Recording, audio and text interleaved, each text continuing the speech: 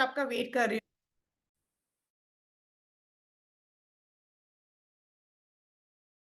तो हरे कृष्ण। एवं विश्व का कृष्ण शब्द शक्ति विधान स्वामी के नाम नमस्ते सरस्वती देवी गौरवाणी प्रचारिणी निर्विशेष शून्यवादी पाश्चात्य देवतारिणी पंचकल्पत्र विश्व कृपा सुंदरी रच पतिका नाम पावन के लक्ष्मी विद्या नमः। हे कृष्ण करुणा सिंधु दीनबंधु जगतपते ज्योतिष गोपिका कांता राधा कांता नमस्ते तप्त कांचन गौरांगी राधे वृंदावनेश्वरी वृषभानुसुते देवी प्रणमामि हरिप्रिय जय श्री कृष्ण चैतन्य प्रभु नित्यानंद श्री अद्वैत गदाधर श्रीवासादि गौर भक्तवृंद हरे कृष्ण कृष्ण कृष्ण हरे हरे हरे राम राम राम हरे हरे। हरे कृष्ण। तो आज का टॉपिक है कर्म। लास्ट टाइम हम लोगों ने डिस्कस किया था कि मेन अभी जो 3 टॉपिक बाकी है, काल, प्रकृति और कर्म। तो प्रकृति के बारे में हम लोग ऑलरेडी लास्ट क्लास में डिस्कस कर चुके हैं। प्रकृति में हमने देखा था कि भौतिक प्रकृति क्या है, भौतिक प्रकृति किसकी बनी है, भौतिक प्रकृति में कितने प्रकार के गुण होते हैं, प्रत्येक मनुष्य के ऊपर प्रकृति का क्या प्रभाव पड़ता है। उसके बाद हमने देखा कि भौतिक प्रकृति किसके अंडर कार्य करती है और भौतिक प्रकृति से बाहर कैसे निकला जा सकता है। ये सारे पॉइंट्स हम लोगों ने लास्ट क्लास में डिस्कस किए थे। अभी आज का टॉपिक है कर्म। माता जी आपने पिन किया है? मुझे आपका ही दिख रहा है इसमें अभी भी। प्रिया माता जी। नो माता जी, I have pinned you. Okay, but यहाँ मुझे आप ही दिख रहे हैं। ऊपर कॉर्नर में राधा गिरधारी वाला ही दिख रहा है अभी भी मुझे इस बार। आप दूसरे फोन में चेक कीजिए, आपको क्या। माता जी, मुझे आप पिन में आप ही दिख रहे हो। अगर मैं बोलती हूँ ओके तो ही मेरा दिख रहा है सर। ओके, ठीक है चलिए। ठीक है, तो आज का टॉपिक है बहुत इंपॉर्टेंट, कर्म। जनरली ये वर्ड हम बहुत सुनते हैं डेली लाइफ में भी कि कर्म करो, किसी की मत सोचो, अच्छा कर्म करो अच्छा फल मिलेगा, किसी के साथ बुरा मत करो। तो कर्म बोलने में बहुत आसान है कि हमने एक शब्द बोल दिया कर्म, लेकिन भगवान भगवत गीता में कर्म के बारे में बहुत सारी चीजें बताते हैं। और सिर्फ भगवत गीता में नहीं, सभी शास्त्रों में कर्म के ऊपर बहुत सारी चर्चा हुई है। वेद व्यास भागवतम में बहुत सारा कर्म के बारे में बताते हैं। कर्म इन द सेंस कि किस प्रकार के कर्म से किस प्रकार का फल मिलेगा और मनुष्य को किस प्रकार के कर्म करने चाहिए।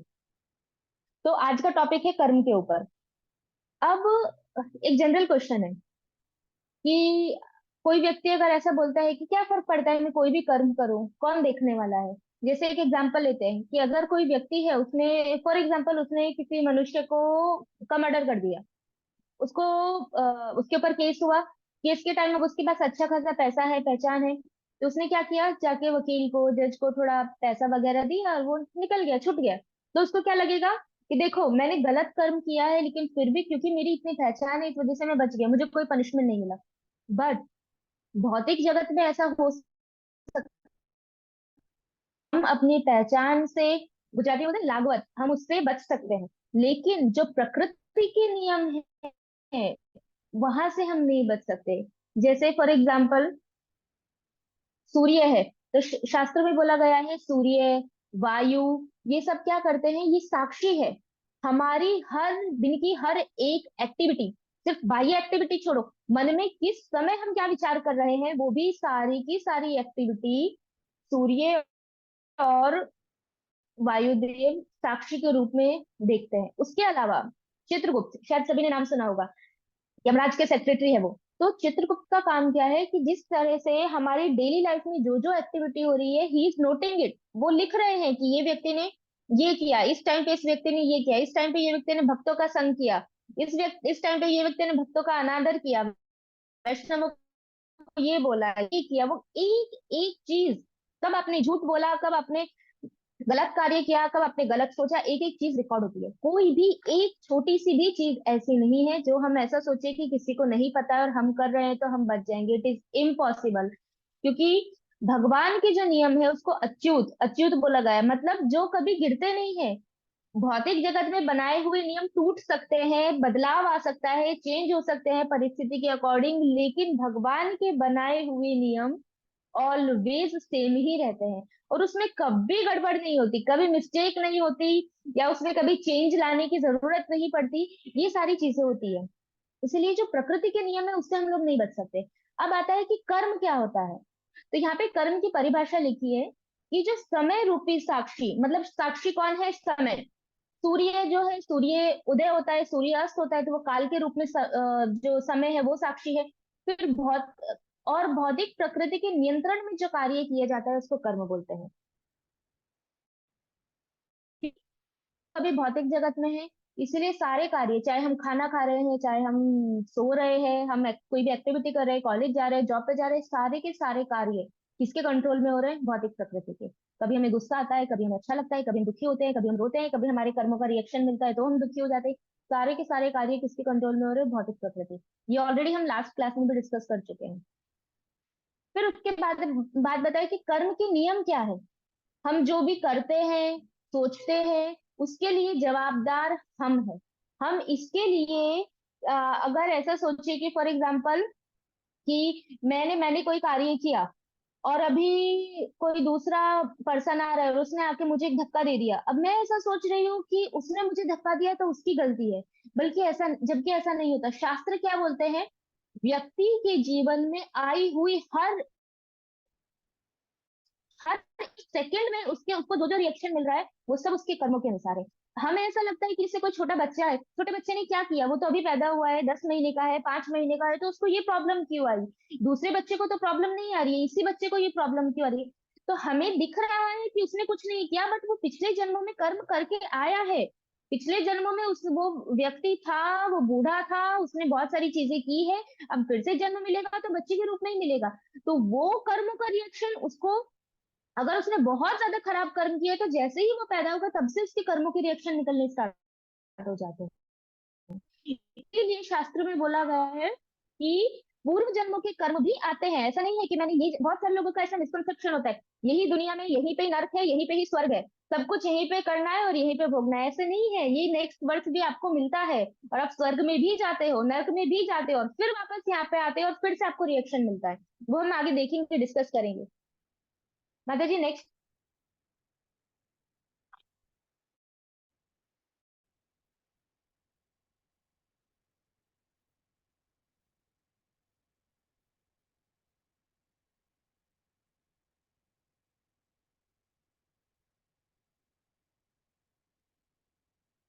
उसके बाद है, 3 टॉपिक में हमारा पहले डिस्कशन होगा कि कर्म के नियम का प्राथमिक ज्ञान।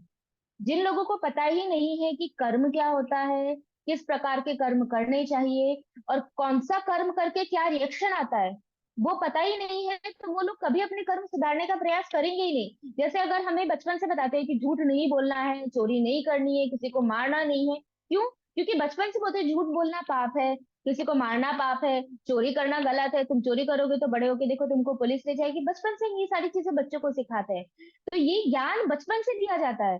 लेकिन ये तो मतलब बहुत ऊपरी ऊपरी ज्ञान है। शास्त्रों की तो कर्म बहुत बहुत सूक्ष्म है। एक एक चीज हम इमेजिन नहीं कर सकते। भौतिक प्रकृति इतनी स्ट्रांग है कि आपका एक एक चिंतन आपको नए रिएक्शन में बांध देता है, एक एक चिंतन। तो वो हम लोग सबसे पहले देखेंगे कि कर्म के नियम का जो बेसिक ज्ञान है, बेसिक नॉलेज क्या है वो। उसके बाद अलग अलग प्रकार के कर्म होते हैं, भगवत गीता में भगवान ने बताया कि अलग अलग प्रकार के कर्म है, तो वो कर्म कौन कौन से हैं वो हम लोग देखेंगे। फिर उसके बाद आता है कि कर्म का फल कब मिलता है। बहुत सारे लोग बोलते हैं ना कि क्या अगला जन्म किसने देखा है, छोड़ो जो करना है कर लो, अभी ये जन्म में थोड़ी हम हमें फल मिल रहा है, इसीलिए कर लो, जो बुरा करना है कर लो, चोरी करनी है कर लो। ऐसा नहीं होता है। तो यहाँ पे बताया कि कर्म का फल कब मिलता है वो हम लोग थर्ड टॉपिक में देखेंगे। नेक्स्ट, सबसे फर्स्ट है कि कर्म के नियम का बेसिक नॉलेज। सबसे पहला क्या है कि कानून की अज्ञानता यह कर्म के प्रतिघात से बचने का सही कारण नहीं है। अब इसको मैं समझाती हूँ। जैसे कोई व्यक्ति है, उसे कभी किसी ने बताया नहीं, किसी का मर्डर करना या चोरी करना, ये सारे के सारे जो काम है वो करने से पनिशमेंट मिलती है, उसको जेल जाना पड़ेगा। अब ऐसा कोई व्यक्ति आता है, वो किसी को मार देता है, तो पुलिस क्या करेगी, आके उसको पकड़ के ले जाएगी। अब अगर वो व्यक्ति जाके कोर्ट में ये बोलता है कि जज को कि मुझे तो पता ही नहीं था कि किसी को मर्डर करने से या किसी चोरी करने से पनिशमेंट मिलती है, इसीलिए मैंने किया। अगर मुझे पता होता कि किसी को मारने से पनिशमेंट मिलेगी तो मैं उसको नहीं मारता। तो क्या कोर्ट उसको छोड़ देगा? नहीं छोड़ेगा। कॉमन सी चीज है, क्योंकि वो व्यक्ति बड़ा हो चुका है। अब वो ये बहाना बना रहा है कि मैं अज्ञानता में हूँ और मुझे कानून के नियम नहीं पता है, तो क्या कानून से वो बच जाएगा? नहीं बचेगा। अगर कोई ट्रैफिक के सिग्नल तोड़ता है और फिर वो ये बोलता है सर मुझे तो ट्रैफिक के सिग्नल पता ही नहीं थे, तो क्या पुलिस उसको छोड़ देगी? नहीं छोड़ेगी। क्यों? क्योंकि वो क्या बोलेगी कि जब रूल्स है, रेगुलेशंस है, नियम है, तो तुम्हें पता होनी चाहिए। बाकी सारे लोगों को पता है तो तुम्हें क्यों नहीं पता? ये तुम्हारी गलती है, तो उसको पनिशमेंट तो मिलेगा। वैसे ही अगर कोई शास्त्र नहीं पढ़ता, भगवत गीता में भगवान ने ये सब नियम बताए हैं, कोई शास्त्र नहीं पढ़ रहा है और वो फिर अपने मर्जी से जो कर्म है वो कर रहा है और फिर ये बोल रहा है कि हमें बहुत ज्यादा जानने की जरूरत नहीं है, अगर हम बहुत ज्यादा जान लेंगे। ये इंडिया में बहुत मिसकंसेप्शन है। नहीं नहीं, हमें बहुत ज्यादा नहीं सुनना। हम बहुत ज्यादा सुन लेंगे क्या करना चाहिए क्या नहीं करना चाहिए, तो हम कर्म में फंस जाएंगे। उससे बेटर है कि अज्ञान रहना अच्छा है, कि हमें कुछ पता ही नहीं है करते रहो। ऐसा नहीं होता। अगर आप अज्ञानता में हो तो शास्त्र दिए हैं आपको ज्ञान देने के लिए, और आप अपनी मर्जी से शास्त्र का ज्ञान नहीं ले रहे। कितने सारे भक्त हैं जो प्रयास करते हैं प्रचार करने का कि आप शास्त्र का ज्ञान लो ताकि आप सही कर्म कर सको, फिर भी लोग क्या करते हैं, नहीं हम जो कर रहे हैं वो अच्छा कर रहे हैं। तो इस वजह से क्या है, वो अज्ञानता में रह जाते हैं, और अज्ञानता में वो जो कर्म करते हैं वो कर्मों का फिर उनको रिएक्शन आता है। तो ये सबसे पहला नियम है जो यहाँ पे बताया गया है। उसके बाद ये जो नियम है वो सिर्फ मनुष्य पे लागू होते हैं। ये सारे नियम पशु पे लागू नहीं होते। अगर कोई पशु दूसरे को मार देता है, हत्या कर देता है, उसको जेल नहीं होती। कोई मनुष्य पशु है वो ट्रैफिक के रूल्स तोड़ता है तो उसको भी जेल नहीं होती या उसको पनिशमेंट नहीं मिलती। फिर किसी पशु ने अगर किसी मनुष्य के पीछे दौड़ा उसको काटने के लिए, तो उसको भगा देंगे, लेकिन तो भी उसको कोई जेल में नहीं डालता कि तुम नियम तोड़ रहे हो, तुम हत्या कर रहे हो, मर्डर कर रहे हो। नहीं करेंगे। क्यों? क्योंकि शास्त्रों में ये जो गवर्नमेंट जो रूल्स बनाती है वो रूल्स सिर्फ मनुष्य के लिए बनाए जाते हैं, पशु के लिए नहीं बनाए जाते, क्योंकि उनको पता है पशु ये ज्ञान ले ही नहीं सकता। उसी प्रकार से जो शास्त्रों में जो नियम नीति नियम बताए गए हैं वो मनुष्य के लिए बताए गए हैं। अब अगर मनुष्य ही ऐसा बोले कि मुझे शास्त्र नहीं पढ़ने, मैं शास्त्र को नहीं मानता, तो और अपने मन मर्जी से वो काम करेगा, तो क्या होगा? उसको तो पनिशमेंट मिलेगी ना, 110% मिलेगी। तो ये फर्स्ट पॉइंट था।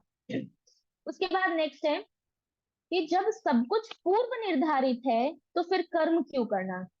मतलब कि अगर सब कुछ पहले से पता ही है कि होने वाला है तो फिर हमें कर्म क्यों करना है? इस यहाँ पे ये बोलना चाहते हैं। ये भी एक गलत कंसेप्शन है। इसमें ऐसा बोलते हैं कि जो लोग, ये किसके लिए है, जो लोगों को ऐसा बोलते हैं कि ठीक है आप बोलते हो कि कर्म का आपको पिछले जन्मों में आपने कर्म किया ही है, वो कर्मों का रिएक्शन आपको ये लाइफ में मिलने वाला है, तो फिर हम नए कर्म क्यों करें? लेकिन हमें कर्म तो करना ही पड़ेगा। जैसे फॉर एग्जाम्पल अभी पिछले जन्मों के कर्म का रिएक्शन अभी मिल रहा है, ठीक है, लेकिन नेक्स्ट बर्थ के लिए ये लाइफ में कर्म तो करने ही पड़ेंगे। अभी कोई वैसे खाली बैठ जाए कि नहीं मैं कुछ कार्य नहीं करूंगा, तो वो पॉसिबल ही नहीं है।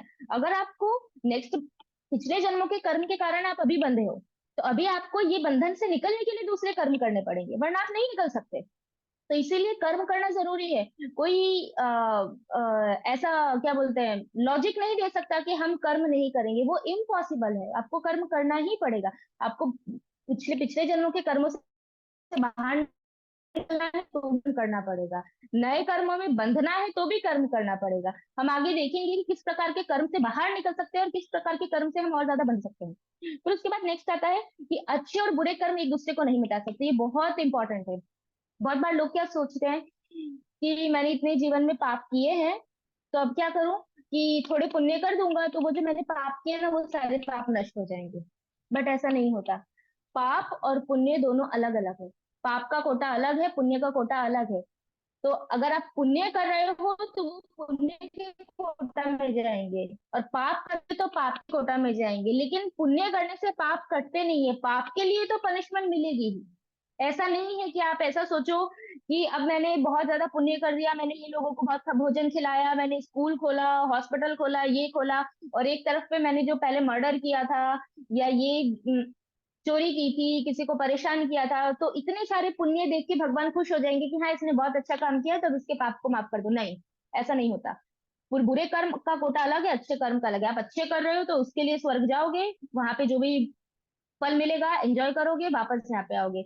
बुरे कर्म चाहे एक ही बुरा कर्म क्यों ना किया हो, उसके लिए भी पनिशमेंट मिलेगी और आपको आना ही पड़ेगा, वो पॉसिबल। इसके बहुत सारे उदाहरण हैं। भीष्म पितामह उसके उदाहरण है महाभारत में, कि उन्होंने एक सर्प को बचाने के लिए वो सर्प को बाजू में डाला था पिछले जन्म में। वो सांप को कांटा लगा और उसकी मृत्यु हुई, उसकी वजह से उनको नेक्स्ट बर्थ में बाण के ऊपर सोना पड़ा। तो उन्होंने जानबूझ के नहीं किया था, बट कर्म उनसे हुआ था वो, कि उस सर्प की उनके द्वारा मृत्यु हो गई थी। उसी प्रकार से बहुत सारे ऐसे शास्त्र में, महाभारत में मुंडक ऋषि की कथा आती है, कि मुंडक ऋषि ने पिछले जन्म में उनसे भी ऐसे जब वो बालक थे पिछले जन्म में उनसे पिछले सॉरी उसी जन्म में जब वो छोटे बालक थे, उनसे अपराध हो गया था। तो वो अपराध के कारण यमराज ने उनको पनिशमेंट दिया था, कि उनके उनके घर में चोर घुस गए, तो सबको ऐसा लगा, राजा को लगा कि ये भी चोर है, तो उसको भी फांसी पे चढ़ा दिया। लेकिन उनको फांसी नहीं लगी, क्यों? क्योंकि उन्होंने वास्तव में चोरी नहीं की थी, इसलिए फांसी नहीं लगी। लेकिन उन्होंने बचपन में जो कर्म किया था उसके लिए उनको वो लेवल तक आना पड़ा, कि उनको वहां सूली पे लटकाया, वो पोजीशन तक आना पड़ा, क्योंकि वो बालक थे और जब उन्होंने वो कर्म किया था, पाप किया था, इसलिए उनको इतने छोटे में उनका कर्म निकल गया। तो ऐसे कर्म का रिएक्शन आएगा ही आएगा। कोई व्यक्ति ऐसा नहीं है जो पाप, उसने कुछ पाप किए हो या उसने पुण्य किए हो और वो उससे बच सकता है। और शास्त्र में बताया है, भगवत गीता में भी बोला है, पुण्य और पाप दोनों कर्म ही बांधने वाले हैं। आप पुण्य कर्म करोगे तो भी आपको भौतिक जगत में आना पड़ेगा, आप पाप कर्म करोगे तो भी आपको भौतिक जगत में आना पड़ेगा। दोनों, अगर बाहर निकलना है भौतिक जगत से, आपको भगवान के धाम जाना है, तो पुण्य कर्म भी छोड़ने पड़ेंगे और पाप कर्म भी छोड़ने पड़ेंगे, वो हम लोग आगे जाके देखेंगे। फिर उसके बाद है, कर्म फिर प्रतिक्रिया से मुक्त होने के लिए अकर्म करना चाहिए। अब यहाँ पे एक तीसरा वर्ड यूज किया है, अकर्म। अब किसी को लगेगा अकर्म का मतलब है कि कोई कर्म नहीं करना है, ऐसा नहीं। अकर्म भगवान भगवत गीता में बताते हैं कि 3 प्रकार के कर्म होते हैं, कर्म, विकर्म और अकर्म। अब अकर्म क्या होता है ये हम लोग आगे जाके देखेंगे, इसका पूरा डिस्कशन आएगा आगे जाके। नेक्स्ट।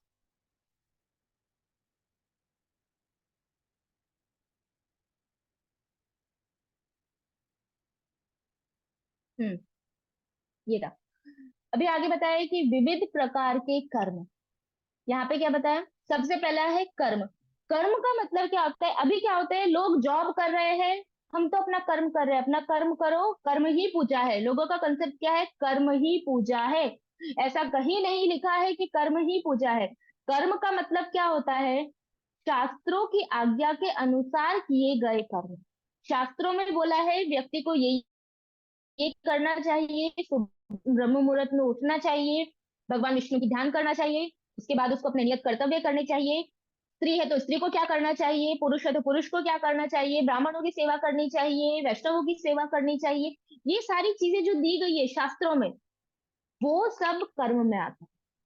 जैसे पहले के टाइम पे राजा हुआ करते थे, उनका क्षत्रिय धर्म होता था, तो वो क्षत्रिय धर्म के अनुसार जो कार्य करते थे वो उनका कर्म होता था। ब्राह्मण थे तो ब्राह्मण अपने धर्म के अनुसार जो कार्य करते थे उसको कर्म कहते थे। किसी भी चीज को हम कर्म नहीं बोल सकते। कभी भी सोना, कभी भी उठना, दैट इज नॉट कर्म। वो कर्म में नहीं आता है। कर्म मतलब शास्त्रों में जो बोला है उसको फॉलो करने को कर्म बोलते हैं। दूसरा आता है विकर्म।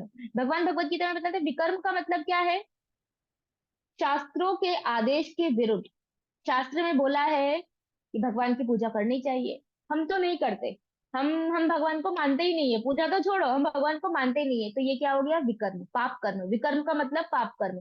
उसके बाद शास्त्र में बोला है कि जल्दी उठना चाहिए, हम लेट उठते हैं। शास्त्र में बोला है जल्दी सोना चाहिए ताकि सुबह ब्रह्म मुहूर्त में उठ के भगवान का भजन कर सके, हम लेट लेट सोते हैं, दैट इज विकर्म। शास्त्र में बोला है भगवान को अर्पित भोजन के अलावा कुछ ग्रहण नहीं करना चाहिए, हम खाते हैं, दैट इज विकर्म। ये सारी चीजें क्या है? विकर्म। और जो जो विकर्म है वो सबके कारण आपको पाप लगेगा, पाप भोगना ही पड़ेगा। क्यों? क्योंकि शास्त्रों में उसका आदेश नहीं दिया है, और जो चीज का आदेश किया है उसके विरुद्ध आप कार्य कर रहे हैं। तो ये है विकर्म। उसके बाद आता है अकर्म, जो हमने पीछे देखा था अभी लास्ट स्लाइड में। अकर्म का मतलब क्या है? कि जिसके लिए व्यक्ति को कुछ भी प्रत्याघात भुगतना नहीं पड़ता, मतलब ऐसे कर्म जिसके लिए कोई भी रिएक्शन नहीं आता। एक सेकेंड।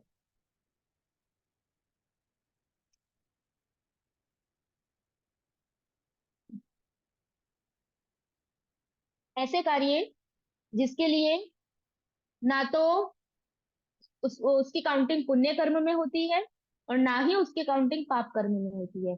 इस प्रकार के जो कार्य है उसको बोला जाता है अकर्म। और वो ही कार्य है जो आपको बांधते नहीं है, वरना कर्म भी बांधता है, विकर्म भी बांधता है। कर्म करने के अनुसार आप स्वर्ग जाओगे, स्वर्ग में पुण्य भोगोगे, जब पुण्य क्षीण हो जाएंगे, खत्म हो जाएंगे, वापस यहाँ पे आओगे। पाप कर्म तो किए ही होंगे, ऐसा तो कोई बोल नहीं सकता मैंने जीवन में कभी पाप कर्म नहीं किया, वो तो इम्पॉसिबल है बोलना हुआ, क्योंकि हम हमारी 80% एक्टिविटी शास्त्र के विरोधी होती है। तो पाप कर्म हम डेली एक्टिविटी में करते हैं।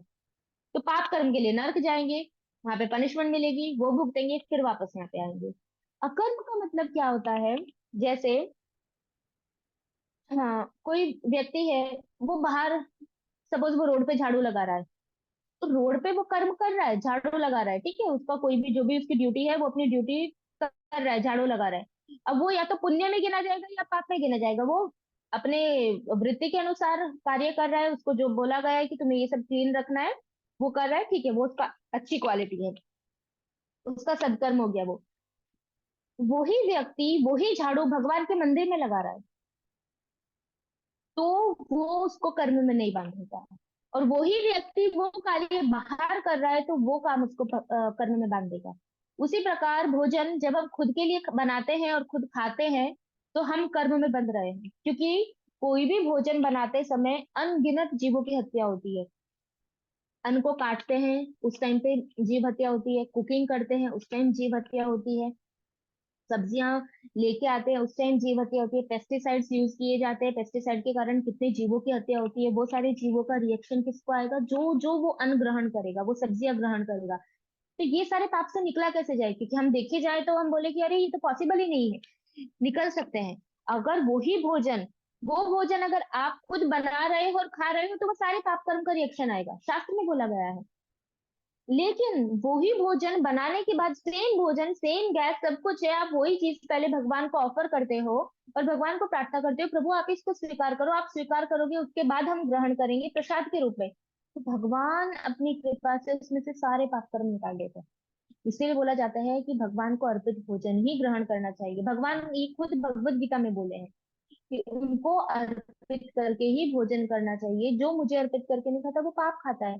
ये भगवान के सेंटेंस है, कृष्ण के वर्ड है।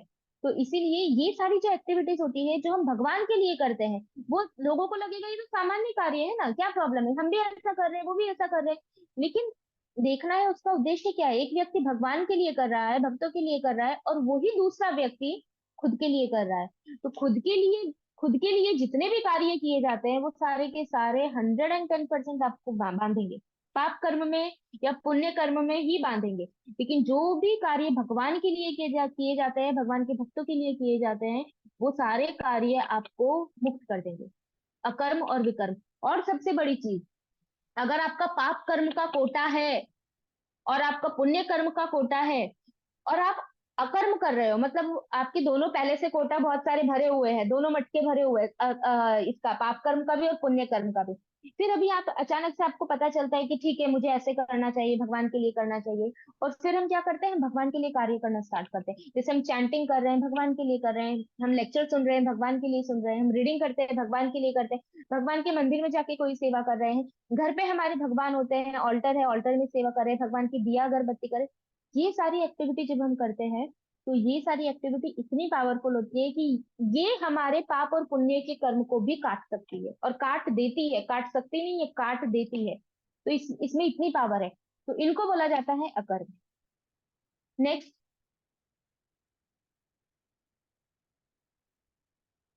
हम्म अभी भगवान भगवत गीता में बोले हैं, श्लोक आता है कि चतुर्वर्ण्यम मया सृष्टम गुण कर्म विभागशः। भगवान बोल रहे हैं कि मैंने 4 वर्ण और 4 आश्रम बनाए हैं। किसके अकॉर्डिंग? गुण और कर्म के अकॉर्डिंग। अब बहुत सारे लोग ऐसे होते हैं जो क्रिटिसाइज करते हैं कि भगवान ने तो कास्ट सिस्टम बनाया है, मनु संहिता में कास्ट सिस्टम दिया है। ऐसा नहीं है, वो कास्ट सिस्टम नहीं है, कास्ट सिस्टम तो अब आया है, पहले कास्ट सिस्टम नहीं था। भगवान क्या बोले कि मैंने बनाए हैं गुण और कर्म के अकॉर्डिंग। अगर किसी का गुण ब्राह्मण वाला है, और वो व्यक्ति अगर एक शूद्र के घर पे पैदा हुआ है, चाहे क्षत्रिय के घर पे पैदा हुआ है, चाहे वैश्य के घर पे पैदा हुआ है, लेकिन उसमें क्वालिटीज ब्राह्मण वाली है, देन ही इज ए ब्राह्मण। भले ही उसके फैमिली बैकग्राउंड कुछ भी हो, कोई क्षत्रिय है और वो ब्राह्मण के घर में पैदा हुआ है, वैश्य के घर में शूद्र की, बट उसमें क्वालिटीज है क्षत्रिय वाली, देन ही क्षत्रिय। गुण और कर्म, दूसरा आता है कर्म। कोई व्यक्ति है वो कर्म भी ब्राह्मण वाले कर रहा है, भले ही वो क्षत्रिय के घर पे हुआ हो, लेकिन उसके कर्म सारे ब्राह्मण वाले, जैसे सुबह जल्दी उठना, शास्त्रों का अध्ययन करना, दूसरों को ज्ञान देना, और शांत रहना, गुस्सा नहीं करना, जो भी भगवत गीता में ब्राह्मण के गुण बताए हैं, क्षमा दमा तपा, तपस्या करना, ये सारे गुण उसमें है। भले ही वो फिर क्षत्रिय है तो भी वो ब्राह्मण ही कहलाएगा, क्योंकि उसके गुण और उसके कर्म किसके हैं, ब्राह्मण वाले हैं। तो इस प्रकार से भगवान ने पूरा सिस्टम बनाया है। अब हम देखा जाए तो ब्राह्मण का मतलब क्या है? ब्राह्मण का मतलब वो सोसाइटी के वो वर्ग के लोग, अभी तो कलयुग में देर is no Brahmin, there is no Kshatriya, there is no Vaishya, everybody Shudra, क्योंकि शास्त्र में बोला गया है कलो शूद्र संभव, कलयुग में सब शूद्र है, क्योंकि कोई प्योर ब्राह्मण, प्योर क्षत्रिय, प्योर वैश्य कलयुग में है ही नहीं, वही कलयुग है। बट रियल ब्राह्मण कौन होते हैं? कि जो शास्त्रों में दिए गए ब्राह्मण के नियमों का पालन करते हैं। ब्राह्मण कभी जॉब नहीं करता, वो जॉब नहीं करना, जॉब करना मतलब आप किसी के अंडर में कार्य कर रहे हो। ब्राह्मण किसी के अंडर में कार्य नहीं करता। ब्राह्मण का कार्य सिर्फ एक ही है, शास्त्रीय ज्ञान देना, और शास्त्रीय ज्ञान देके उसको जो भी दक्षिणा मिलती है, वो दक्षिणा से वो अपना आजीवन चलाता है। वो कभी मांगता नहीं है, मुझे इतने ही तुमको पढ़ाने के मुझे इतने हजार रुपए ही चाहिए, ऐसा ब्राह्मण ऐसे नहीं। ब्राह्मण स्वेच्छा से जो उनको जो दक्षिणा देना चाहे वो ले लेते थे। ये ब्राह्मण होते हैं। ब्राह्मणों का कार्य है वो, ब्राह्मण कैसा कार्य करते हैं? क्षत्रिय को ज्ञान देने का कार्य। क्षत्रिय मतलब जो राजा हुआ करते थे, राजा का कार्य था प्रजा की रक्षा करना, वो प्रजा की रक्षा करते थे, क्योंकि उनके पास क्षत्रिय मतलब कि उनके पास शक्ति हुआ करती थी, बल हुआ करता था। लेकिन ब्राह्मण क्षत्रिय अपने अपने आप काम नहीं कर सकते। क्षत्रिय का माइंड कहाँ होता था? ब्राह्मण में। तो क्षत्रिय को हमेशा ज्ञान मिलता था ब्राह्मण से। ब्राह्मण उनको बताते थे ये करना चाहिए, ये करना चाहिए, धर्म के अनुसार ये सही है, धर्म के अनुसार ये सही है। क्षत्रिय उसको फॉलो करते थे, जैसे युधिष्ठिर महाराज। और क्षत्रिय फॉलो करके अपनी प्रजा की रक्षा करते थे, ये कार्य होता था क्षत्रिय का। फिर आते हैं वैश्य। वैश्य का मतलब है, उनके कार्य है, ये भी भगवान भगवत गीता में बताते हैं कि वैश्य का कार्य क्या है। गाय की रक्षा करना, पशुओं की रक्षा करना, एग्रीकल्चर करना और बिजनेस करना, ये सारी जो काम है वो आते हैं वैश्य में। उसके बाद आते हैं शूद्र। शूद्र का मतलब है जो ऊपर के तीन वर्ण, ब्राह्मण क्षत्रिय वैश्य, वो तीनों के तीनों वर्णों की सेवा करते हैं, वो आते हैं शूद्र की कैटेगरी में। कलयुग में सभी शूद्र की कैटेगरी में है। नो ब्राह्मण, नो क्षत्रिय और नो वैश्य, प्योर कोई नहीं है, सब किसी ना किसी के अंडर में है, और सब क्या बोलते हैं, अपने वर्ण के विरुद्ध ही कार्य कर रहे हैं। तो ये चार वर्ण किसने बनाए हैं? भगवान ने बनाए। अब कोई बोल सकता है कि नहीं, जैसे अभी बहुत सारी कम्युनिस्ट कंट्री में बोला जाता है कि हमें ये सब नहीं चाहिए कि कोई हायर लेवल पे हो, कोई लोअर लेवल पे, सब एक लेवल पे होने चाहिए, सब एक लेवल पे। बट वो लोग सोचते नहीं है कि ये कभी भी पॉसिबल नहीं हो सकता कि हर कोई एक लेवल पे हो, क्योंकि ये इम्पॉसिबल है। हम प्रैक्टिकली भी देखिए, अगर अपनी लाइफ में कोई कंपनी है, तो कंपनी में एक मैनेजर होगा। अभी कोई ऐसा बोले सब सेम लेवल पे होने चाहिए, सबके सब मैनेजर होने चाहिए, तो कोई कार्य काम ही नहीं करेगा। कोई बोले सब सीईओ होने चाहिए, तो फिर मैनेजर कौन बनेगा? फिर सब बोलेंगे कि आ, सब लेबर होनी चाहिए, तो फिर सब लेबर है तो फिर ऊपर का हेड कहाँ गया? जो सीईओ होता है, मैनेजर होता है। तो ये पॉसिबल नहीं है। हम हर चीज में देख सकते हैं, चाहे आप गवर्नमेंट में देख लो, किसी भी कंपनी में देख लो, कहीं पे भी देखो, घर में भी देखो, चाहे कहीं भी देखो, हमेशा एक जो पार्ट है वो किसी भी कंपनी में या कहीं पे भी, एक पार्ट ऐसा होता है जो डिसीजन लेता है, दूसरा पार्ट ऐसा होता है जो वो डिसीजन को फॉलो करता है और दूसरों को अलॉट करता है, तीसरा एक जो पार्ट है वो ऐसा होता है जो वर्क करता है, कार्य करता है। जैसे फॉर एग्जांपल कोई कंपनी में एक मैनेजर है, वो ऑर्डर देता है कि मुझे इतना सारा प्रोडक्शन ये महीने के एंड में हो जाना चाहिए। अब जो वैश्य है, वैश्य में कौन आएंगे? जो बिजनेस कर रहे हैं, सेल्समैन है, ये सब है। अब वैश्य जो है वो प्रोडक्शन बोल दिया उसने कि मुझे इतना प्रोडक्शन चाहिए। अब प्रोडक्शन करेगा कौन? उसके लिए कोई मैन्युफैक्चरिंग वाला भी तो चाहिए, तो उसके लिए लेबर चाहिए जो उस प्रोडक्शन में हेल्प करेंगे। ठीक है, इतने सारा चाहिए, इतना माल चाहिए, तो इतना बना दिया। अब वो माल बना दिया है और मैनेजर ने बोला है कि मुझे इतना चाहिए, वो भी हो गया, लेकिन उसको बाहर जाके बेचने का भी तो कार्य करना पड़ेगा ना, वो कार्य वैश्य करेगा। तो इसीलिए कोई कंपनी में भी देखे तो उसमें भी हर एक वर्ण होते हैं, चारों की चारों पोजीशन उसमें भी होती है। तो ये जो कंसेप्ट है कि सब इक्वल होना चाहिए, वो पॉसिबल ही नहीं है, वो इम्पॉसिबल है। तो यहाँ पे भी व्यक्ति अपने जो उनका क्वालिफिकेशन है उसके अकॉर्डिंग काम करता है। हर कोई मैनेजर नहीं बन सकता, हर कोई सेल्समैन नहीं बन सकता, तो हर कोई सीईओ नहीं बन सकता। जो क्वालिफाइड है वही मैनेजर बनेगा। अभी कल को उठ के कोई भी लेबर बोले कि मुझे मैनेजर बनना है, तो पॉसिबल है नहीं, क्योंकि उसमें क्वालिफिकेशन नहीं है, वो नहीं बन सकता। तो यही चीज भगवान ने यहाँ भगवत गीता में बोली है कि चार वर्ण जो बनाए हैं वो गुण और कर्मों के अकॉर्डिंग बनाए हैं। तो वो यहाँ पे समझाया गया है, कर्म का टॉपिक है इसीलिए ये बोला है। नेक्स्ट, कर्म का सिद्धांत, बहुत इंपॉर्टेंट। अब इसमें चार चीजें दी है, दो के नाम दिख नहीं रहे हैं क्योंकि इमेज थोड़ी बड़ी है। अम, कर्म का सिद्धांत कैसे कार्य करता है, माता जी थोड़ा छोटा हो सकता है ये, क्योंकि नीचे का दिख नहीं रहा है। कूटम बीजम अप्रारब्ध मुझे नहीं दिख रहा, दूसरों को दिख रहा हो तो पता नहीं, अप्रारब्ध और प्रारब्ध मुझे नहीं दिख रहा है लिखा हुआ। हाँ बस ठीक है, ज्यादा छोटा हो गया, थोड़ा सा एक नंबर बड़ा। ओके। हाँ हाँ ठीक है, बस बस ओके। हाँ कर्म का सिद्धांत, अभी यहाँ पे ये फोटो में चार चीजें दिखाई गई है। सबसे पहला कूटम, फिर बीजम, फिर प्रारब्ध, फिर अप्रारब्ध, और फिर प्रारब्ध। तो कूटम का मतलब क्या है? शास्त्र में बताया है कि जो भी कर्म है, वो कर्म किस प्रकार से कार्य करता है। हमें जब रिएक्शन मिलता है किसी भी कर्म का, तो वो रिएक्शन का प्रोसेस क्या होता है। तो सबसे पहले कूटम, जैसे यहाँ पे कोई व्यक्ति है, उसने देखा कि बैंक खुला हुआ है, तो जैसे ही वो खुले हुए बैंक को देखेगा, उसने घर से कुछ नहीं सोचा था कि मुझे चोरी करनी है या ऐसा करना है, कुछ भी नहीं, उसके मन में विचार भी नहीं था चोरी करने का। लेकिन उसको एक फेवरेबल कंडीशन दिख गई, उसने देखा कि बैंक का लॉकर खुला हुआ है और कोई वहां पे नहीं है, तो तुरंत उसने मन में विचार किया कि मैं ये बैंक को लूटूंगा। ठीक है, तो कूटम मतलब उसने पहली बार जब उसके मन में वो कर्म करने का विचार आया वो। दूसरा है बीजम।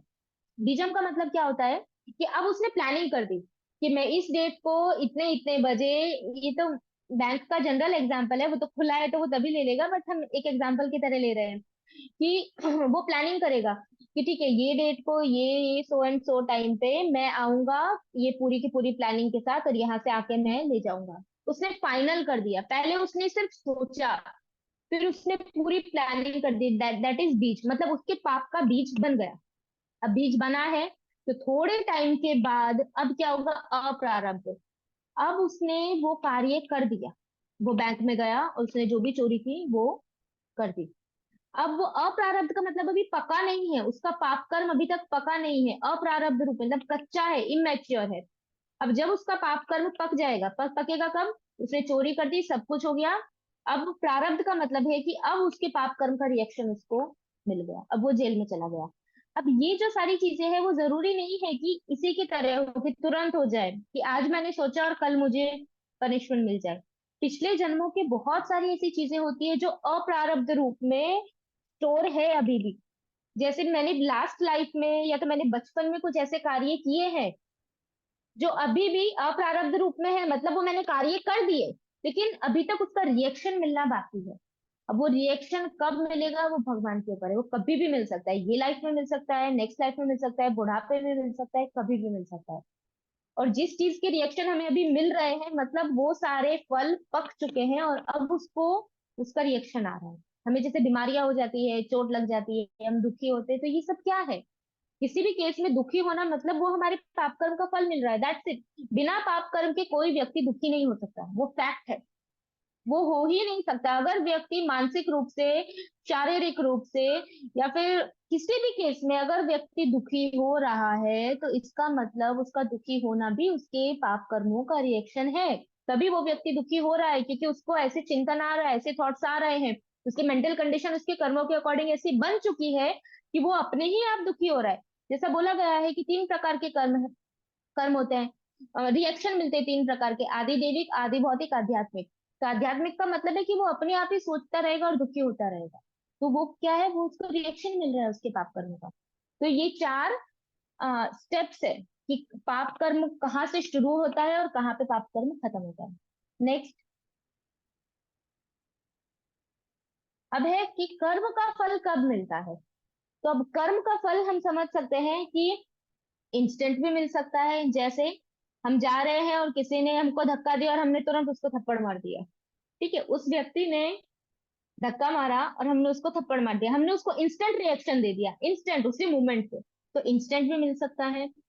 उसके बाद जैसे हम बैंक में कुछ डिपॉजिट करते हैं हर महीने, 5,000 रुपए, 4,000 रुपए, 1,000 रुपए, और फिर है कि 15 साल के बाद, 20 साल के बाद हमको इतना मिलेगा। ठीक है, तो उसी प्रकार से कर्म का फल अभी धीरे धीरे धीरे हो रहा है, हो रहा है, हो रहा है, हो रहा है, फिर एक टाइम के बाद बुढ़ापे में, या तो 50 साल के बाद, 60 साल के बाद, कभी भी उसका रिएक्शन मिल सकता है। तीसरा, लाइफ इंश्योरेंस। मृत्यु के बाद जब व्यक्ति चला जाता है उसके बाद उसको उनके परिवार वालों को मिलता है कि ठीक है, आपने ये करवाया था तो आपके फैमिली वाले चले गए हैं, अभी उनकी वजह उनका ये लक्ष्मी आपको मिला है। वैसे ही कर्म भी मृत्यु के बाद भी मिलता है, बट वो परिवार वालों को नहीं मिलता। वो किसको मिलेगा, वो जो व्यक्ति गया है वो व्यक्ति अपने साथ वो रिएक्शन लेके गया। अब नेक्स्ट बर्थ में उसको जो भी बॉडी मिलेगा उसमें उसको उसका रिएक्शन आएगा। तो ये 3 केस है कि रिएक्शन कभी भी मिल सकता है, फिक्स है ही नहीं। नेक्स्ट। हाँ। अच्छा, मैं एक एग्जांपल देना चाहती हूँ, जैसे लास्ट में है कि नेक्स्ट लाइफ में मिलता है, उसके बहुत सारे शास्त्रों में एग्जांपल दिए। जैसे हमने अभी भीष्म पितामह का एग्जांपल देखा, फिर हम भरत महाराज का एग्जांपल देखते हैं कि उन्होंने वो पिछले जन्म में हिरण से बहुत ज्यादा अटैच हो गए थे, तो उनको उसके रिएक्शन के रूप में नेक्स्ट बॉडी उनको हिरण की मिली। उसके बाद हम देखते हैं कि प्रहलाद महाराज पिछले जन्म में भक्त थे, उनको नेक्स्ट बर्थ में वो भक्ति के कारण उनको भक्ति मिली। फिर नारद मुनि, नारद मुनि ने पिछले बर्थ में वैष्णवों की सेवा की थी, जिसकी वजह से उनको नेक्स्ट बर्थ में भक्ति मिली। तो बहुत सारे ऐसे एग्जाम्पल शास्त्रों में दिए हैं कि पूर्व धृतराष्ट्र महाराज, उनके कितने, जब उन्होंने पूछा कि मेरे 100 पुत्र क्यों मर गए ऐसा, तो उन्होंने बताया कि कुछ इतने जन्मों पहले आपने इतने तोते को उनको मारा था, उसके रिएक्शन में आपको 100 पुत्र, उसकी वजह से आपके 100 पुत्र मरे। तो उन्होंने बोला, तो इतने इतने दिनों के बाद क्यों मरे मेरे 100 पुत्र, मतलब अगर ऐसा ही था तो फिर मेरे 100, मतलब उनका कहने का मतलब ये था कि अभी मेरे 100 पुत्र हो ही गए हैं और मरे ही है, तो फिर इतने पुराने जन्मों का रिएक्शन अभी क्यों मिला मुझे, बीच में 100 साल जो थे, मेरे 100 जन्म थे, उसमें क्यों नहीं मिला। तो तब बोलते हैं कि क्योंकि ये 100 जन्मों में आपने इतना पुण्य इकट्ठा किया ताकि ये जन्म में आपके 100 पुत्र हो सके, और वो पुण्य से आपके 100 पुत्र हुए, और जब 100 पुत्र हुए तो वो 100 साल के 100 जन्मों के पहले का जो रिएक्शन था, फिर वो यहाँ पे आया। तो ऐसा इसलिए किसी भी लाइफ का रिएक्शन कभी भी आ सकता है, इसलिए हम भगवान को ब्लेम नहीं कर सकते कि भगवान मेरे साथ ही ऐसा क्यों होता है, मैंने जीवन में कभी किसी का बुरा नहीं किया, हम हमेशा सबका अच्छा करते हैं, तो भी लोग हमारे साथ बुरा क्यों करते हैं, ना हमारे पास पैसे हैं, हम इतने दुखी है, हमारे पास घर भी अच्छा नहीं है, मेरे बच्चे को कुछ नहीं करते, मेरी पत्नी ऐसी है, मेरा पति ऐसा है, मेरे बच्चे ऐसे हैं, तो पूरा टाइम हम कंप्लेन करते हैं, बट हमें उसमें भगवान का कुछ लेना देना है ही नहीं। भगवान का लेना देना सिर्फ तब आएगा जब हम भगवान की ओर जाएंगे। जब तक हम भगवान के भजन में नहीं है तब तक भगवान इंटरफेयर करेंगे नहीं। आप और यमराज, रिएक्ट, कर्म करोगे रिएक्शन मिलेगा, कर्म करोगे रिएक्शन मिलेगा, यही चलता रहेगा, भगवान को बीच में लाना पड़ेगा, तब तो जाके भगवान इंटरफेयर करेंगे, वरना भगवान नहीं करेंगे। तो फिर यहाँ पे है कि कर्म का सिद्धांत, अच्युत न्याय, अच्युत न्याय मतलब ऐसा जस्टिस जो कभी भी फेल नहीं होता, और वो कभी उसके वो नियम उसके कभी उसके नियम में 1% भी कभी मिस्टेक नहीं होती, गलती नहीं होती। तो हम यहाँ पे फोटो देख सकते हैं कि कोई व्यक्ति की बॉडी कैसी होती है, अलग अलग दो दो एग्जांपल यहाँ पे दिए कि एक पर्सन की बॉडी कैसी है और एक पर्सन की बॉडी कैसी है। नेक्स्ट, ये सब देख के एक्चुअली जो इंटेलिजेंट व्यक्ति है ना उसको क्वेश्चन होना चाहिए कि क्यों एक पर्सन जो है उसका बर्थ अंबानी के घर में हो रहा है, वो ऐश्वर्या राय के घर पे हो रहा है, विराट कोहली के घर पे जन्म हो रहा है, एक व्यक्ति, एक जीव का, और एक जीव ऐसा है कि उसके पास कुछ भी नहीं है, उसके पास खाने के लिए भी नहीं है। तो क्यों ऐसा, कुछ तो आधार होगा ना, कि वरना अगर ऐसा बोला जाए कि कोई भी आधार नहीं है, कुछ भी नहीं है, तो फिर तो कोई सिस्टम जैसी चीज ही नहीं हुई। फिर तो वो जीव जो गरीब है उसकी उसकी भी कोई गलती नहीं है, और फिर तो भगवान पक्षपाती हो गए कि भगवान ने अपनी मर्जी से एक जीव को बहुत अच्छे घर में दे दिया और एक जीव को ऐसी जगह दे दिया, तो भगवान दोषी है, फिर तो भगवान भगवान है ही नहीं। बट ऐसा नहीं होता। हर एक चीज का जो बेस है वो है उसके कर्म। जो जीव जैसे कर्म करेगा उसको वैसा ही रिएक्शन मिलेगा, वो है जो जैसा फल वो, जो जैसा क्या बोलते हैं वो कहावत है ना, कि जो बोएगा वही पाएगा। जैसा आप खेती करोगे वैसे ही आपको फल मिलेगा। आप खेती कर रहे हो अनाज की, और आप एक्सपेक्ट कर रहे हो कि मुझे तो एप्पल मिलेंगे, तो वो पॉसिबल नहीं है। नेक्स्ट, फिर यहाँ पे देख सकते हैं अलग अलग बच्चे हैं, कितने सुंदर है ये देखो, छोटे बच्चे। नेक्स्ट माता जी करते जाओ, अभी सिर्फ थोड़ा स्पीड से करना, सिर्फ फोटो ही है इसलिए। हाँ बट इतना स्पीड से भी नहीं। फिर हम देखते हैं, बस रुको, कि कितने सारे छोटे बच्चे होते हैं, उन्होंने कुछ भी नहीं किया होता है, उनको पता भी नहीं है कि पाप कर्म क्या होता है, पुण्य कर्म क्या होता है। फिर भी ऐसे बच्चों को कितना सफरिंग होता है। वो पैदा होते हैं तो ही उनको कोई ना कोई डिजीज हो जाती है, कुछ ना कुछ हो जाता है। और वहीं पे एक व्यक्ति जो है, वो शायद बहुत गरीब फैमिली में है, लेकिन वो एकदम हेल्दी होता है, उसको कुछ भी नहीं होता। और एक पर्सन है, एक जी है, जो बहुत अच्छी रिच फैमिली में है, फिर भी उसको बहुत सारी डिजीज होती है बाय बर्थ। तो इस तरीके से रीजन क्या है इसका? मुझे भी एक बार मेरी एक फ्रेंड ने क्वेश्चन पूछा था कि भगवान ऐसा क्यों करते हैं, वो बच्चे अभी छोटे छोटे थे, इतने छोटे बच्चे थे और उनको ऐसा हुआ, उनकी डेथ हो गई। तो हम हमें ऐसा लग रहा है कि वो छोटे बच्चे हैं, बट वो पिछले जन्मों में अपने कर्म करके आए हैं। अभी उनका बर्थ हुआ है, हम भी कभी छोटे बच्चे थे, अभी बड़े हो गए हैं, अभी कर्म करेंगे तो नेक्स्ट बर्थ में फिर बच्चे बनेंगे, तो उसका रिएक्शन आएगा। उसको कोई नहीं टाल सकता। नेक्स्ट, ये सब कंपैरिजन वाले फोटोज है। नेक्स्ट, ये सब देख के क्वेश्चन होना चाहिए हमको कि हाँ सही में हम अपनी आंखों से देख सकते हैं कि ये सब डिफरेंसेस है। माधुरी नेक्स्ट। हम्म। अब यहाँ पे एक अच्छा टॉपिक आया है। एक और पॉइंट है, लास्ट वाले उससे मैं समझाना चाहती हूँ कि एक और चीज बहुत इंपॉर्टेंट है कर्म के साथ, वो है इच्छा। इच्छा भी बहुत इंपॉर्टेंट है। जैसे एक व्यक्ति है, वो उसने पूरी लाइफ में अच्छे कर्म किए हैं, इतने अच्छे किए कि वो अगले जन्म में मनुष्य बन जाएगा। और दूसरा व्यक्ति है जिसने पाप किए हैं, लोगों को परेशान किया है, और फिर बिल्कुल भी भजन नहीं किया, भगवान का द्वेष किया, भगवान से भक्तों भक्तों से द्वेष किया। अब ऐसा व्यक्ति है, वो व्यक्ति की भी इच्छा होती है कि मुझे बहुत बड़ा लीडर बनना है। और जो व्यक्ति पुण्य कर्म कर रहा है, सब अच्छा कर रहा है, ठीक है, थोड़ा बहुत धर्म के अनुसार रह रहा है, बहुत भजन नहीं कर रहा, लेकिन ठीक है, किसी का बुरा नहीं कर रहा है सब। अब वो व्यक्ति की भी इच्छा है कि मुझे लीडर बनना है। मृत्यु के समय एक ने जीवन में पुण्य कर्म किए, एक ने जीवन में पाप कर्म किए। इच्छा दोनों की है, लीडर बनना है, लीडर बनना है। ये सोचते सोचते दोनों ने प्राण छोड़ दिए। भगवान क्या बोलते हैं भगवत गीता में, यम यम वापि स्मरणम भाव। जो जैसा जैसा मृत्यु के समय विचार करेगा, उसको अगला शरीर वैसा ही प्राप्त होगा। अब क्या होगा? दोनों की इच्छा क्या थी? लीडर बनने की। एक ने पुण्य कर्म किए, इसलिए उसको अगले जन्म में मनुष्य का शरीर मिल गया, और वो किसी एक गांव का लीडर बन गया, एक शहर का लीडर बन गया, क्योंकि उसने पुण्य कर्म किए थे, पुण्य कर्म के कोटा से उसको मनुष्य शरीर मिला। और उसकी इच्छा थी तो उसकी इच्छा पूरी हो गई।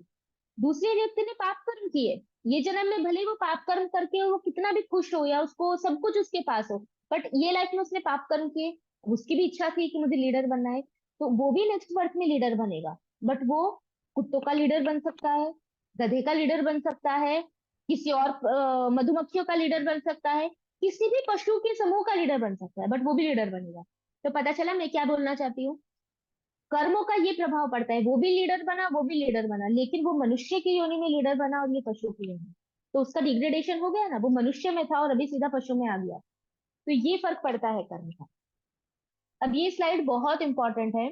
यहाँ पे चार फोटो दी है अलग अलग। धर्म के चार पांव है। सबसे पहला है मांसाहार नहीं करना, नॉनवेज नहीं खाना। दूसरा है पर स्त्री संग नहीं करना, मतलब हस्बैंड के अलावा किसी और पुरुष के साथ, या वाइफ के अलावा किसी और स्त्री के साथ संग नहीं करना, मेंटली भी नहीं। तीसरा है नशा नहीं करना, नशा में मतलब ड्रिंक करना, सिगरेट पीना, चाय, कॉफी, टोबैको, ड्रग्स, सब कुछ आ गया नशे में, नशे में सब आ जाता है। फिर उसके बाद चौथा है, तीन हो गया, पर स्त्री संगी। जुआ नहीं खेलना, जुआ नहीं खेलना है। जुआ मतलब गैम्बलिंग नहीं करना, जिसमें आपको पैसे मिलते हो, वो सब चीजें। तो अब ये चार चीजों के लिए जो चार के धर्म के ये चार स्टेप्स को फॉलो नहीं करता, उसकी गति कहाँ पे होती है वो यहाँ बताइए। भागवतम में चार चीजें बताई है, ये चार प्रकार के नरक बताए हैं जो ये चार सिद्धांत को तोड़ता है। लेकिन जब हम गरुड़ पुराण पढ़ेंगे उसमें इतने नरकों का वर्णन है कि कोई व्यक्ति गरुड़ गरुड़ पुराण पढ़ने के बाद वो विचार भी नहीं कर सकता कि मुझे पाप कर्म करना है। इसमें इतनी भयानक नरकों का वर्णन दिया है कि मनुष्य को क्या पीड़ा होती है जब हम ये शरीर छोड़ते हैं ना। तो ऐसा नहीं है कि हमारी आत्मा को ले जाएंगे, तो क्योंकि आत्मा को तो सुख दुख कुछ फील ही नहीं होता। आत्मा को तो आप काट नहीं सकते, मार नहीं सकते, जला नहीं सकते। लेकिन नरकों में तो जलाया भी जाता है, काटा भी जाता है, मारा भी जाता है, उबाला भी जाता है, वो पीटा भी जाता है और उसको पीड़ा होती है। आत्मा को तो पीड़ा नहीं होती, क्योंकि भगवान भगवत गीता में बताते हैं पीड़ा तो शरीर में होती है, आत्मा में नहीं होती। तो होता कैसे, हमने शरीर तो छोड़ दिया, तो फिर हमारी आत्मा को लेके जाएंगे तो कैसे होता है। तो उसके पीछे ऐसा है कि जब हमको नरक में ले जाया जाता है तो यातना शरीर दिया जाता है, उसको बोलते हैं यातना शरीर। यातना मतलब उसको पनिशमेंट के लिए एक स्पेशल बॉडी दी जाती है। और यमदूत उसकी बॉडी को जब बॉडी से खींचते हैं, उसके ये भौतिक शरीर यही रह जाता है और उसके वो शरीर को खींच के लेके जाते हैं यमपुरी तक, मतलब नर्क तक, उसको यमराज के पास तक उसको खींच के लेके जाते हैं।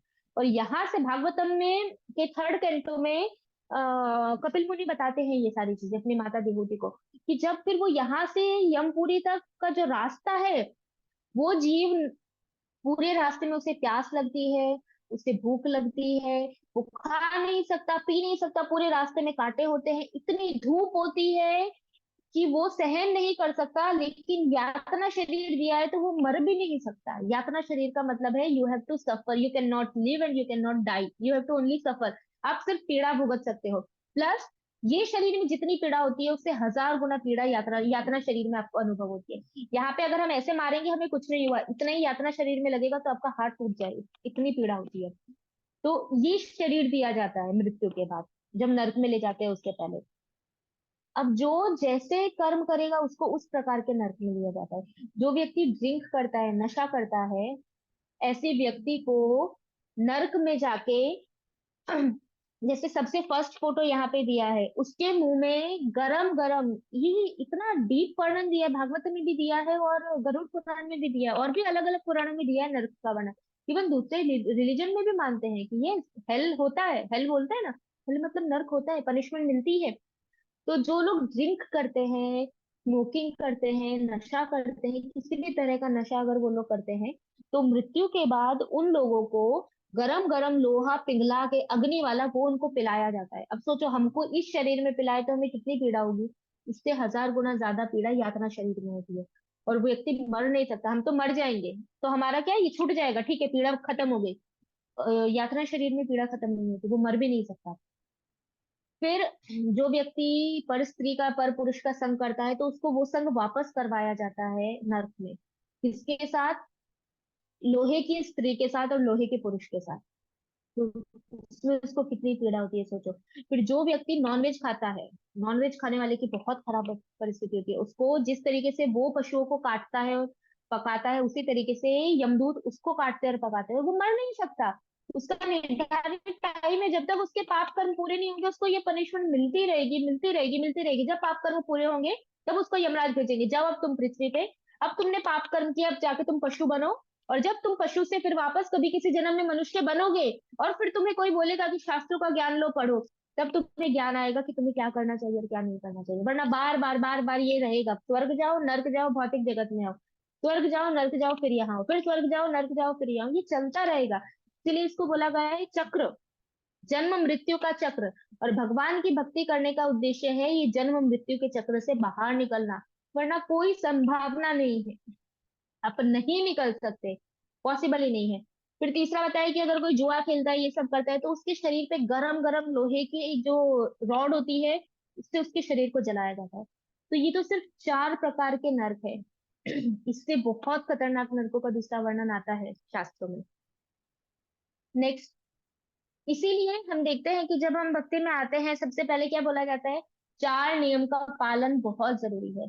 कि नशा नहीं करना, मांसाहार नहीं करना, पर स्त्री संग नहीं करना, जुआ नहीं खेलना, ये चार अगर आप स्तंभ करते तो आप धर्म के चार पांव पे के ऊपर हो, और धर्म के चार पांव पकड़े हुए हैं तो आप भक्ति कर सकते हो। अगर कोई ऐसा बोले मैं नॉन वेज खाते खाते भक्ति करूंगा, या तो फिर मैं नशा करते करते भक्ति करूंगा, या तो मैं पर स्त्री का संग करते करते, कोई बात नहीं, मैं किसी का भी संग कर सकती हूँ, उसके पति है तो क्या हुआ। अगर ये ऐसा विचार आता है, ये कुछ भी होता है, फिर हम सोचते हैं कि हम भक्ति करेंगे और भगवान को वो कर लेंगे, नहीं, वो नहीं हो सकता। धर्म के पालन किए बिना आप भक्ति कर ही नहीं सकते, इसीलिए ये चार नियम कंपलसरी है। चार नियम के बिना आप भगवान में आपका मन लगेगा ही नहीं, क्योंकि आप पाप कर्म कर रहे हो, और पाप कर्म ऑपोजिट है भगवान की भक्ति के। आप पाप कर्म करते करते भगवान की भक्ति करोगे, क्या मतलब मिलेगा। उस वो शास्त्र में उसकी उपमा दी जाती है कि कोई व्यक्ति है, वो अग्नि जला रहा है, तो एक तरफ से वो नीचे से अग्नि जला रहा है और ऊपर से उसके ऊपर पानी डाल रहा है, तो कोई मतलब नहीं है, वो चीज हो जाएगी। फिर भी अगर स्टार्टिंग में किसी से नियम का पालन नहीं होता है, तो भी उसको भक्ति तो करनी ही चाहिए, और प्रयास करना चाहिए, और भगवान को प्रार्थना करनी चाहिए कि हम ये चार नियम का पालन कर सके, जो इतने जरूरी है। उसके बाद एक सेकेंड। हाँ, फिर अभी क्वेश्चन हो सकता है किसी को कि ये तीन पार्ट में क्यों पनिशमेंट मिलती है, कि लाइक इंस्टेंट मिल गया, बुढ़ापे में मिला, और नेक्स्ट बर्थ में मिला। तो तीन पार्ट में कैसे, तो इसको हम एक एग्जांपल से समझ सकते हैं। फॉर एग्जांपल, किसी को नॉनवेज खाने का एक बहुत बहुत ज्यादा शौक है। मैं नॉनवेज का एग्जांपल जनरली इसलिए लेती हूँ क्योंकि जो व्यक्ति नॉनवेज खाता है, भागवतम में बोला गया है कि अगर कोई व्यक्ति जुआ खेल रहा है, कोई व्यक्ति पर स्त्री पर पुरुष का संग कर रहा है, कोई नशा कर रहा है, वो अगर भगवान की कथा सुनेगा तो धीरे धीरे वो शुद्ध हो सकता है। लेकिन अगर कोई नॉनवेज खा रहा है, तो उसके तो ऐसा व्यक्ति भगवान की कथा सुनने के बाद भी उसके अंदर ज्ञान जाएगा नहीं, क्योंकि वो जीव हत्या कर रहा है, उसमें दया का भाव ही नहीं है। इसलिए सबसे खराब बोला गया है जो नॉनवेज खाते हैं। तो नॉनवेज, तो एक एग्जांपल लेते हैं कि सपोज कोई नॉनवेज खा रहा है, तो अभी मनुष्य का शरीर नॉनवेज के लिए बना ही नहीं है, और वो लिमिट से ज्यादा नॉनवेज खा रहा है, उसको बहुत पसंद है, खा रहा है। तो सबसे फर्स्ट इंस्टेंट रिएक्शन क्या होगा, उसके पेट में कुछ ना कुछ प्रॉब्लम होगा, वो इंस्टेंट रिएक्शन आया। दूसरा रिएक्शन, बुढ़ापे में जाके उसको प्रॉब्लम होगी, बॉडीली प्रॉब्लम। तीसरा रिएक्शन, नेक्स्ट बर्थ में उसको ह्यूमन बॉडी नहीं मिलेगी। क्यों? क्योंकि जिस व्यक्ति को ये लाइफ में नॉनवेज खाने की इच्छा होती है, या वो नॉनवेज खाता है, तो with guarantee 10% sure next birth में उसको शेर, बाघ, चीता, भालू इस प्रकार का शरीर दिया जाता है, ताकि उनकी जो इच्छा है नॉनवेज खाने की, वो प्रॉपर शरीर में पूरी हो। मनुष्य शरीर में आने के पहले तो वो नर्क में जाएगा, पाप भोग के आएगा, फिर उसको पशु का शरीर मिलेगा। तो मनुष्य शरीर में जो चीज दी है वो आप कर नहीं रहे हो, पशु के शरीर वाले कार्य आप कर रहे हो, तो इसलिए तो फिर आपको मनुष्य का शरीर दिया क्यों जाए। मनुष्य शरीर देने का तो उद्देश्य केवल एक ही है। महाभारत में कहा गया है कि जो व्यक्ति धर्म का पालन नहीं करता वो पशु के समान है। तो अभी जब आप धर्म का पालन नहीं कर रहे हो, आप शास्त्र का ज्ञान नहीं ले रहे हो, आप ये नहीं जान रहे कि मनुष्य जीवन का उद्देश्य क्या है, और आप पशु की तरह से काम काम काम काम काम करते जा रहे हो, नीति नियम का पालन नहीं कर रहे, तो फिर मनुष्य शरीर देने का मतलब क्या है। क्योंकि मनुष्य शरीर तो बहुत रेयर है, बहुत जन्मों के बाद मनुष्य शरीर मिलता है। देवी देवता प्रार्थना करते हैं कि हमको मनुष्य शरीर मिले, क्योंकि देवलोक में भगवान की भजन नहीं हो सकता, भगवान की भक्ति नहीं हो सकती, क्योंकि वहां इतना भोग है कि भोग के कारण वो लोग भजन कर ही नहीं सकते। वो लोग प्रार्थना करते हैं कि मनुष्य शरीर से 50, 60, 70 साल का होता है, 100 साल की आयु में हम भगवान को प्राप्त कर सकते हैं, तो हमें मनुष्य शरीर मिले। इसीलिए शास्त्र में बोला गया है कि देवी देवता वेट करते हैं कि वो वैष्णवों के घर में बालक के रूप में जन्म ले, ताकि वो वैष्णव के परिवार में बचपन से भक्ति करे, और 100 साल में तो भगवत धाम। इतना रेयर है मनुष्य शरीर, और जो लोग उसका पालन नहीं करते, वेस्ट कर रहे हैं, तो उसको थोड़ी मनुष्य शरीर देंगे, उसको नेक्स्ट बर्थ में 110% उसको पशु शरीर मिलेगा। तो ये एक एग्जाम्पल मुझे बताना था। फिर ये अलग अलग प्रकार के जो नर्क है उसका सब दिखाया गया है। नेक्स्ट। अब आता है कि कैसे समस्त कर्म के बंधन मतलब पापों से मुक्त हो सकते हैं। अब पाप और पुण्य दोनों से मुक्त होना है, हमें स्वर्ग भी नहीं जाना है और नर्क भी नहीं जाना है, स्वर्ग से भी वापस आएंगे, नर्क से भी वापस आएंगे। इसके लिए एक बहुत अच्छी स्टोरी आती है। एक बार एक ऋषि थे, महाभारत में आती है वो। मैं उनका नाम भूल गई हूँ। बिल्कुल भी याद नहीं आ रहा। एक ऋषि थे, तो उनको स्वर्ग जाना था। उन्होंने बहुत तपस्या की, बहुत बहुत बहुत तपस्या की। तो बहुत तपस्या करने के बाद जो इंद्र है, इंद्र के जो सारथी है मालती, वो उनके पास आए। इंद्र ने बोला उन्होंने बहुत तपस्या की है, वो स्वर्ग के अधिकारी है, जाओ उनको स्वर्ग में ले आओ। तो वो उनके ऋषि के पास आए और उन्होंने बोला कि चलिए आप स्वर्ग चलिए, आपको इंद्र ने बुलाया है, मैं आपको लेने के लिए आया हूँ। तो उन्होंने बोला पहले तुम मुझे ये बताओ कि स्वर्ग के दोष और स्वर्ग के फायदे क्या है। तो उन्होंने बताए बहुत सारे कि स्वर्ग में सिर्फ भोग है, स्वर्ग में कोई दुख नहीं है, स्वर्ग में आप खूब आनंद ले सकते हो, स्वर्ग में बुढ़ापा नहीं है, स्वर्ग में माला कभी मुरझाती नहीं है, स्वर्ग में पसीना नहीं आता, स्वर्ग में दुर्गंध नहीं आती, स्वर्ग में भूख नहीं लगती। इतने सारे एग्जाम्पल दिए और इतना सुंदर है ये। फिर बोला और दोष, दोष उन्होंने बहुत सारे बताए कि स्वर्ग में जाके आपको फिर से यहाँ आना पड़ेगा। अभी आप यहाँ से वहां जा रहे हो, थोड़े टाइम के बाद फिर वापस यहाँ आओगे। दूसरा कि आप एक साल आपका जब स्वर्ग में बच जाता है, कि अभी एक साल के बाद आपका पुण्य कोटा खत्म होने वाला है, तो उस टाइम पे आपके शरीर में लक्षण दिखने लगते हैं, आपकी माला सूखने लगती है, आपको पसीना आने लगता है, तो उससे आपको पता चल जाता है कि अब आपके पास सिर्फ एक साल बचा है। तो आपकी एंजाइटी बढ़ जाती है। उसके बाद जब आपका पुण्य कोटा पूरा हो जाता है, तो स्वर्ग से आपको धक्का मार के भौतिक जगत में भेज दिया जाता है। तो इस तरह से काफी दोष बताए। तो वो ऋषि ने बोला कि तो स्वर्ग जाने का फायदा क्या है, जब मुझे वहां जाके फिर से यहाँ आना है तो मैं वहां जाऊं क्यों। मुझे ऐसी कोई जगह बताओ जहां मैं जाऊं और वहां से मैं वापस ना आऊं। मुझे ऐसी जगह चाहिए और जहां कोई दोष ना हो।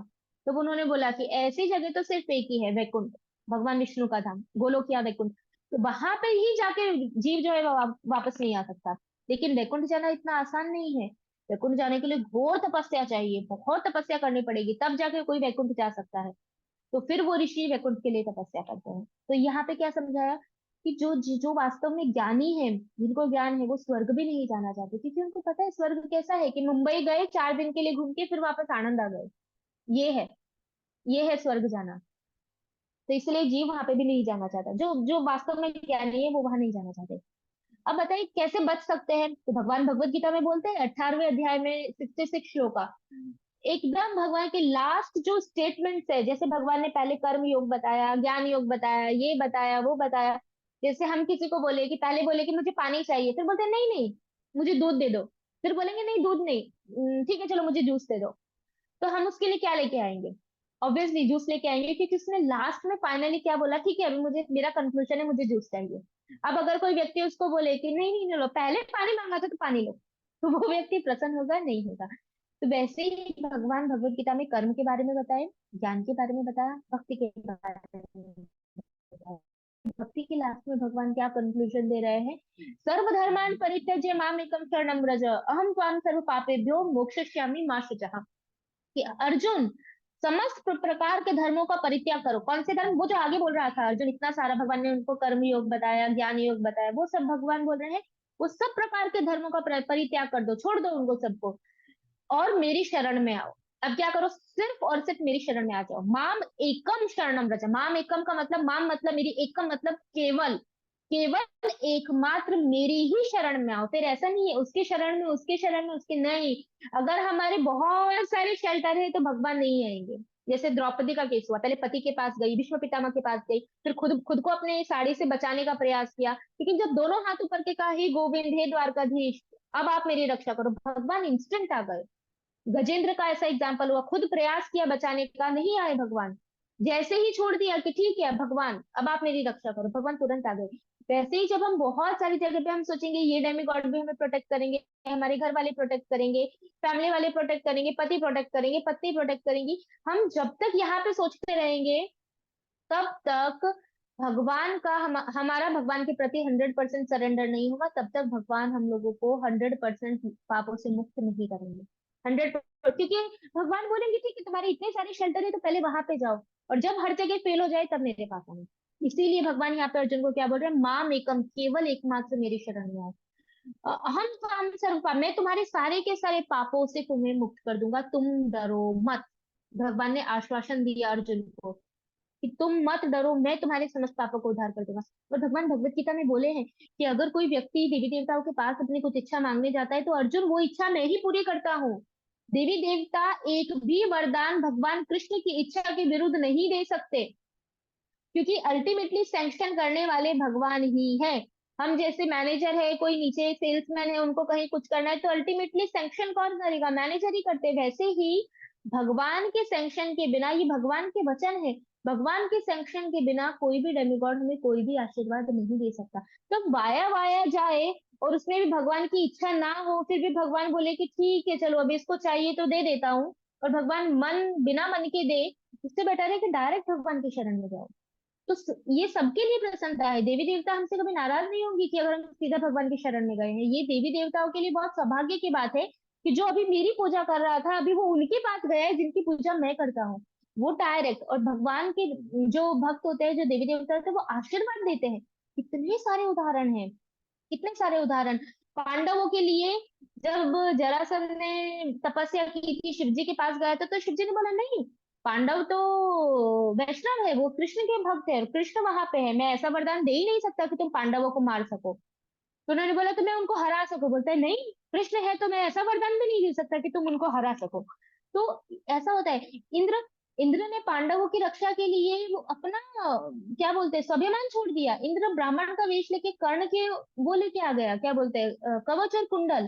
तो उसने धोखे से कुंडल और कवच लिया, लेकिन वो बदनाम होने के लिए रेडी है देवी देवता, कि अगर वो भगवान के भक्तों की सेवा कर पा रहे हैं तो ये भगवान के भक्त और भगवान का स्तर कोई छोटा मोटा नहीं है। देवी देवता बहुत प्रसन्न होते हैं और वो बहुत आशीर्वाद देते हैं अगर कोई भगवान कृष्ण की शरण में जाता है। तो वही चीज यहाँ पे ये श्लोका में बताई गई है। नेक्स्ट।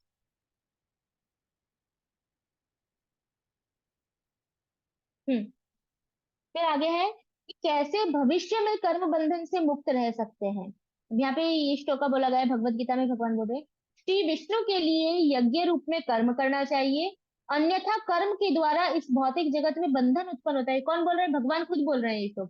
अतः हे कुंती पुत्र, हे अर्जुन, उनकी प्रसन्नता के लिए अपने नियत कर्म करो, इस तरह तुम बंधन से सदा मुक्त रहोगे।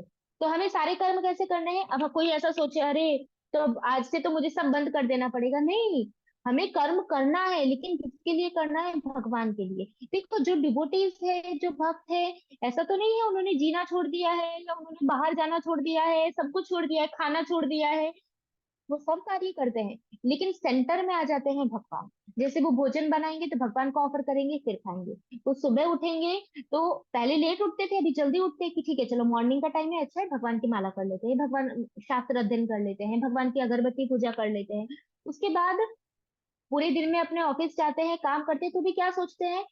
ऑफिस जाके भी कि ठीक है अभी मैं फटाफट काम कर लेता हूँ, ये करके फिर मुझे घर पे जाके रीडिंग करना है, घर पे मैं भगवान के लिए ये करूंगा, हम मंदिर जाएंगे, हम भजन करेंगे, और ये कार्य जो मैं कर रहा हूँ ये कार्य भी भगवान देख रहे हैं, तो इसमें से मेरी जो भी सैलरी आएगी उसमें को उसको भी मैं भगवान की सेवा में लगाऊंगा। तो इस तरीके से उसका चिंतन हमेशा क्या रहता है? भगवान का। दूसरा एग्जाम्पल बहुत इजी, कि कोई अपना कार्य कर रहा है, वो कुछ सोच भी नहीं पा रहा है, लेकिन कुछ नहीं सोच रहा है तो मुंह तो हमारा हमेशा चल सकता है। हम काम करते करते भी बातें तो करते ही है, ये हुआ, इसने ये किया, फलाना ने ये किया, ढिगड़ा ने ये किया, उसने मेरे बारे में ये बोला, तुझे ये पता है, तुझे, हम ये सब बातें तो करते ही है। उससे बेटर अगर हम अपना काम कर रहे हैं, ऑफिस में भी है, कुछ भी है, और हम करते ही करते देखिए हरे कृष्ण कृष्ण कृष्ण हरे हरे, या फिर अपने टोन में कि हरे कृष्ण, धीरे धीरे गाते रहो और अपना काम करते रहो, क्या प्रॉब्लम है? तो ये जो कार्य है आपका जिसमें आप भजन कर रहे हो, वो भी भक्ति हो जाएगा। तो वो उसका आपको रिएक्शन नहीं आएगा। तो यही सिंपल वे है। भगवान यही बोलते हैं कि कर्म करना है तो विष्णु के लिए करो। भगवान बोलते हैं मेरे लिए कर्म करो, तो तुम्हें भौतिक जगत में बंधन नहीं लगेगा, हर एक्टिविटी करने पे भी बंधन नहीं लगेगा। बट इसका मतलब ये नहीं है कि हम पाप कर्म करें और फिर भगवान का नाम ले। इसके लिए भी कंडीशन है कि हमें पाप कर्म तो छोड़नी है। कोई ऐसा बोले ठीक है भगवान का नाम लेते लेते मैं इसको मार देता हूँ, भगवान का नाम लेते लेते मैं चोरी कर लेता हूँ, ऐसा हमको नहीं करना है। कर्म करने हैं, कर्म मतलब जो शास्त्रों में दिया गया है वो करना है, और भगवान के नाम के साथ साथ। नेक्स्ट। अब मैं एक एग्जांपल मुझे देना था, वो मैं भूल गई। कि जैसे फॉर एग्जांपल एक कमांडर होता है, वो कमांडर अपने सैनिक को बोलेगा कि उसको ऑर्डर देता है सोल्जर को कि ये सब आतंकवादी है, तुम इनको मार दो। तो अगर वो सैनिक मार देता है तो उसी सैनिक को गवर्नमेंट के थ्रू, सेना के थ्रू बहुत सारा अवार्ड दिया जाता है, उसकी बहुत तारीफ की जाती है, और तुमने बहुत अच्छा कार्य किया।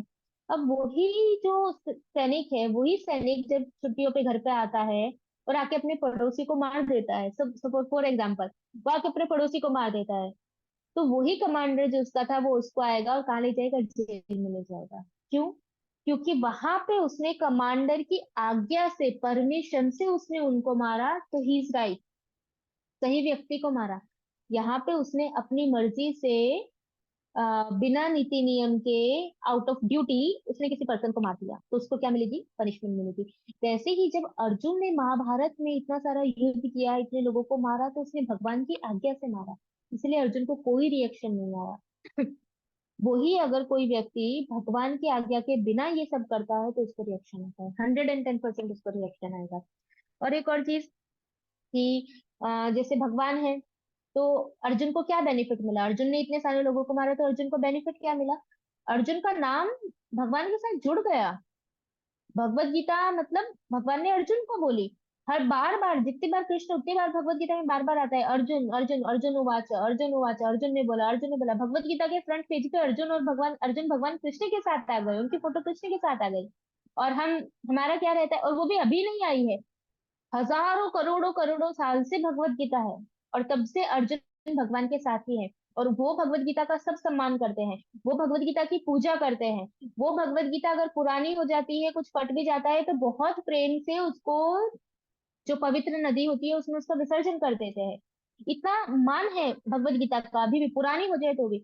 और कोई व्यक्ति का, अगर कोई व्यक्ति ने कोई अच्छा काम किया, उसको कोई मेडल मिला, कुछ कुछ भी हुआ, उसका फोटो आया न्यूज़पेपर में, कितने दिन तक, साल, 2 साल, 3 साल, चौथे साल में उसी में भजिया पकौड़े रख के खा लेते हैं, फिर वो डस्टबिन में चला जाता है, और किसी को याद भी नहीं रहता कि क्या किया था, ये सब, तो ये सारी चीजें होती है। तो ये फर्क है भगवान के लिए कार्य करने में और खुद के लिए कार्य करने में।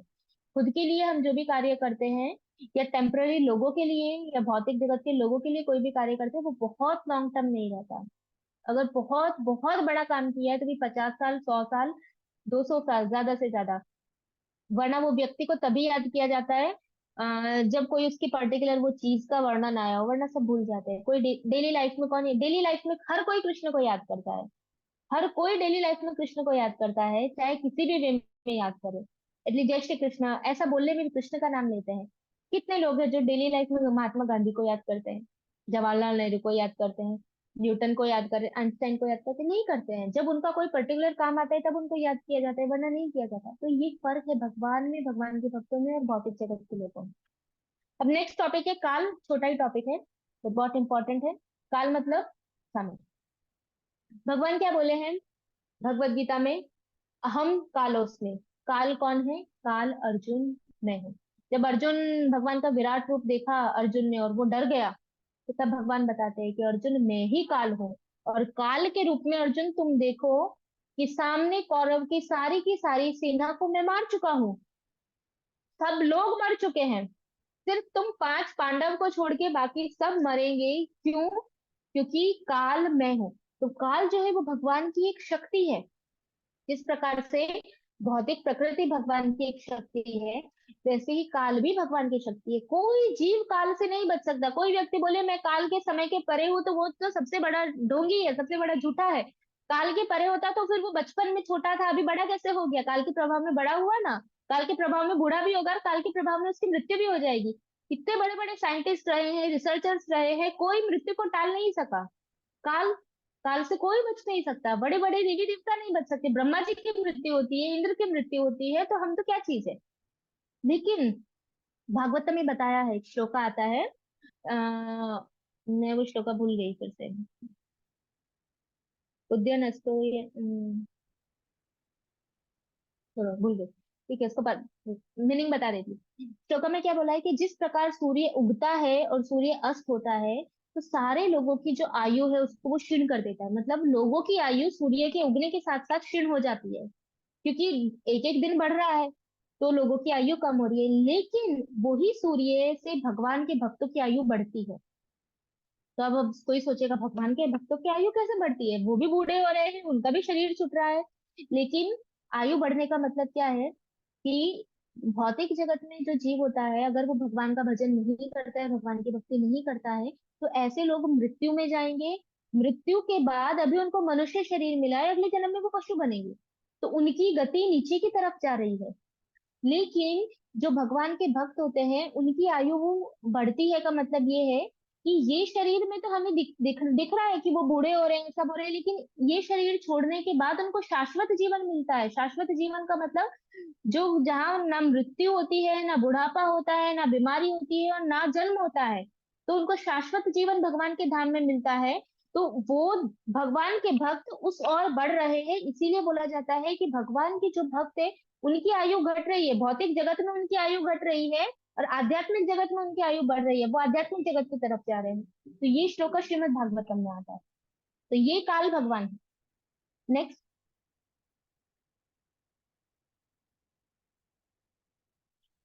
फिर यहाँ पे बताया है कि भौतिक जगत का सबसे शक्तिशाली विनाशकारी काल कौन है। काल सबसे शक्तिशाली है। कोई व्यक्ति कितना भी बोल ले, कुछ भी कर ले, काल के प्रभाव से हर कोई शांत हो जाता है। हर कोई शांत हो जाता है। चाणक्य पंडित बोलते हैं कि काल इतना इंपॉर्टेंट है कि अगर 1 सेकंड का समय आप करोड़ों करोड़ों सोने की मुद्रा देके, सोने के मोहरे देके, आप वो 1 सेकंड जो चला गया उसको लाने की कोशिश करो तो भी वो नहीं आ सकता। जो समय गया वो तो गया ही। अभी जैसे हम देखें कि 25 फरवरी 2024 गया, तो अब आप कुछ भी कर लो वो 25 फरवरी 2024 तो नहीं आएगा। कुछ भी करके नहीं आएगा, कितना भी पैसा दे दो, भगवान को पैसा दे दो, यमराज को पैसा दे दो, कुछ भी करो वो नहीं आएगा। काल, समय इतना इंपॉर्टेंट है और समय के प्रभाव से हर एक जीव जन्म से लेके मृत्यु की तरफ जाता है। इसलिए हमें बहुत होशियार रहना चाहिए, सतर्क रहना चाहिए कि हमारा भी वो टाइम आएगा। लोग 80-80 साल के हो जाते हैं, 90-90 साल के हो जाते हैं। मुझे भी मेरे पेरेंट्स को देख के कभी कभी चिंता होती है कि वो एजेड हो रहे हैं, वो अच्छे से भजन नहीं करेंगे तो उनका नेक्स्ट बर्थ क्या होगा। मैं बहुत प्रे करती हूँ भगवान को कि उनको यही लाइफ में भक्ति मिल जाए, वो भगवान के धाम जाए, वृंदावन जाए, मायापुर जाए, भगवान के दर्शन करे, भजन करे, भगवान का नाम ले, तो एटलीस्ट नेक्स्ट बर्थ में वो मनुष्य बन के अपनी भक्ति को कंटिन्यू कर सकते हैं। वरना अगर भक्ति ये लाइफ में नहीं करेंगे तो नेक्स्ट लाइफ में उनको भक्ति नहीं मिलेगी। इसलिए हमें भी एटलीस्ट जो लोग भक्ति कर रहे हैं ऑलरेडी या जो भी करेंगे, उनको अपने पेरेंट्स के लिए रियल हित क्या है। ये भौतिक जगत में तो उनको पैसा देना, अच्छा घर देना, ये रियल हित नहीं है। ये तो वो उनकी मृत्यु है तब तक वो रहेगा, उसके बाद क्या। लेकिन हमें देखना है कि उनका नेक्स्ट बर्थ में सुधरे और नेक्स्ट बर्थ में वो भक्ति करे और फिर उनको नेक्स्ट बर्थ में भक्ति करे और अल्टीमेटली वो भगवान के धाम जा सके। तो इसीलिए हमें प्रार्थना करनी चाहिए। फिर उसके बाद है प्रकृति के सभी परिवर्तन का कारण। प्रकृति में जितने भी चेंज हो रहे हैं, सुबह सूर्य उगने से फूल खिलना, उसके बाद फूल का मुरझा जाना, फसल का पकना, नदियों का बहना, सीजन्स चेंज होना, सर्दी आना, गर्मी आना, ऑटम आना, मानसून आना, ये सब के सब का कारण क्या है। काल। काल के कारण ये सारी चीजें होती है। उसके बाद काल का दूसरा फंक्शन है 6 परिवर्तन।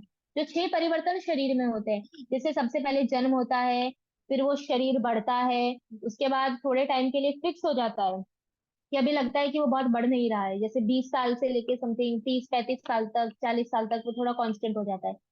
फिर उत्पत्ति आती है। उत्पत्ति मतलब अभी वो शरीर से दूसरा शरीर उत्पन्न होता है, मतलब बर्थ देना, बच्चे उत्पन्न करना। फिर उसके बाद क्षीण होना, अब वो शरीर धीरे धीरे खत्म होने लगता है और अल्टीमेटली मृत्यु। तो ये जो 6 कारण बताए हैं शास्त्रों में, वो 6 कारण काल के प्रभाव से होते हैं। और सबसे लास्ट और सबसे इम्पोर्टेंट है कि काल क्या है, भगवान कृष्ण की शक्ति है। भगवान बोले हैं कि मैं ही काल हूँ।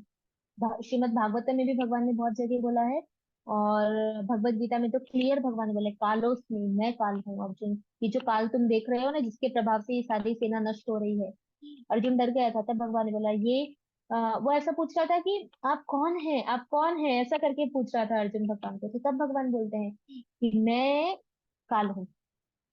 तो ये है भगवान कृष्ण, वो भगवान कृष्ण की एक शक्ति है। नेक्स्ट,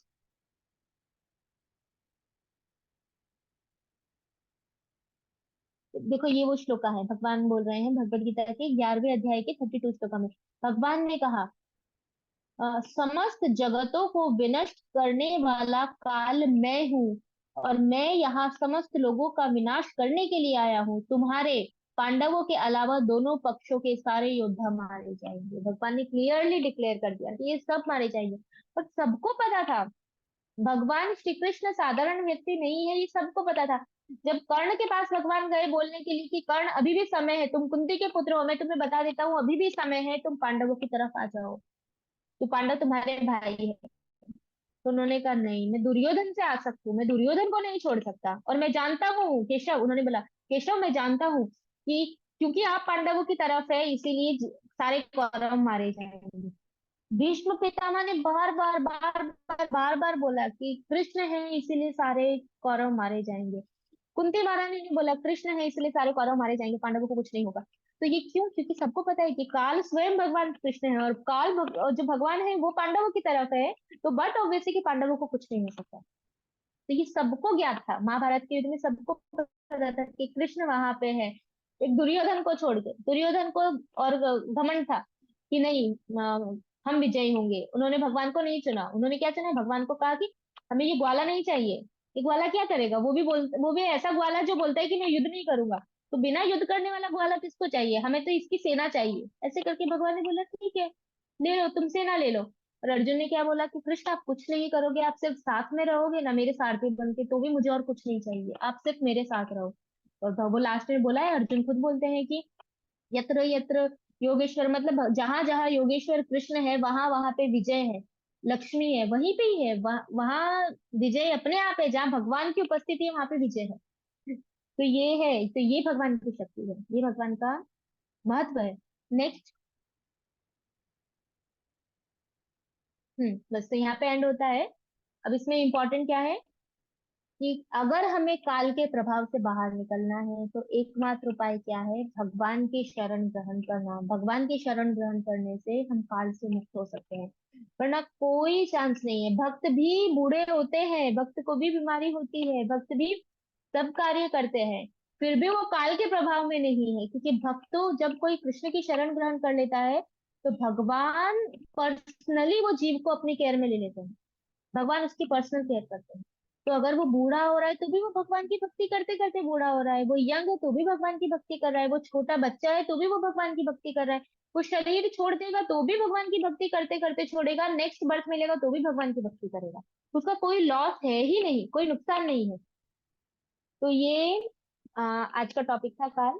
अभी नेक्स्ट क्लास में हम लोग, बहुत अच्छा टॉपिक है कि योग पद्धति, भगवान ने भगवत गीता में अलग अलग योग पद्धति बताई है कि ज्ञान लेना चाहिए, या तो फिर मेडिटेशन करना चाहिए, या तो फिर कर्म करना चाहिए, या तो फिर भक्ति करनी चाहिए। तो ये चार प्रकार की जो योग पद्धति, जो पद्धति है, या तो बोल सकते हैं कि ये चार प्रकार के जो मार्ग है, रास्ते हैं भगवान तक पहुंचने के, उसमें से कौन सा सबसे इजी है, हमारे कलयुग के लोगों के लिए सबसे बेस्ट है, और जो 100% गारंटी रिजल्ट देने वाला है, ऐसा कौन सा मार्ग है, वो हम लोग नेक्स्ट क्लास में डिस्कस करेंगे। ओके। तो हरे कृष्णा। माता जी आप रिकॉर्डिंग बंद कर सकते हैं। हरे कृष्णा। हम सफल सत्य पुरुषों के पास उनके पति का नाम पावन नमः।